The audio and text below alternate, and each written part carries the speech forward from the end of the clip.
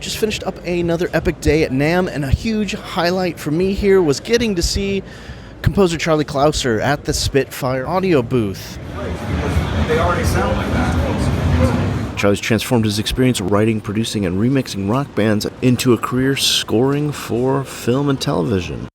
The composer sat down at the Spitfire booth with Christian Henson to talk about his score for Wayward Pines.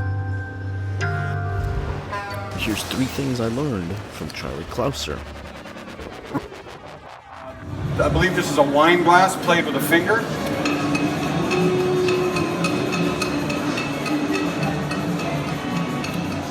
And the South African or the Kenyan Fanta bottle.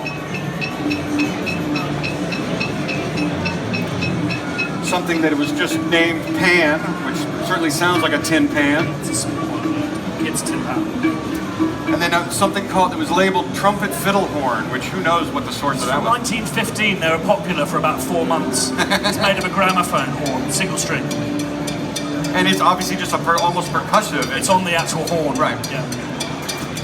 And then I had a couple of tracks up there, Mandolin Swarm, and it sounds like an army of mandolinists coming at you. And similar to the charango, I did 2 tracks, one that's pitched an octave down, just using the pitch knob on contact, and then a normal one. So the normal one is,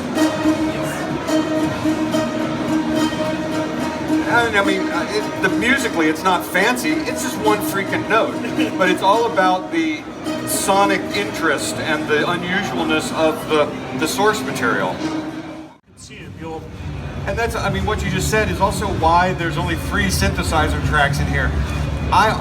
Despite my heritage, I use almost no synthesizers anymore because I found that they draw attention to themselves in a way that familiar and comfortable instruments like piano, strings, whatever, don't.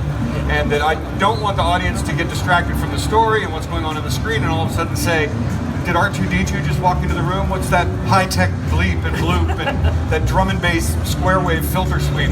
I try to use as little of that stuff as possible because it really draws attention to itself.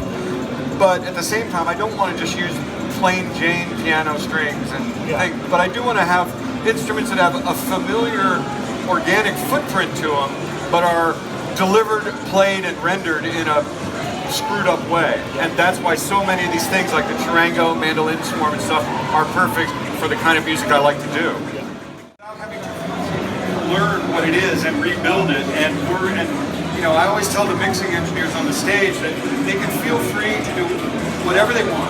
If they want to just play one stem and mute the other ones entirely, fine. If they want to take one stem and pitch it down an octave and play it in reverse, fine. And I try to prevent the possibility of there being any disaster that I would be embarrassed to hear by the way in which I group things together. So it's a real pleasure to sit down with Charlie for a moment and find out he uses Sample Library Review.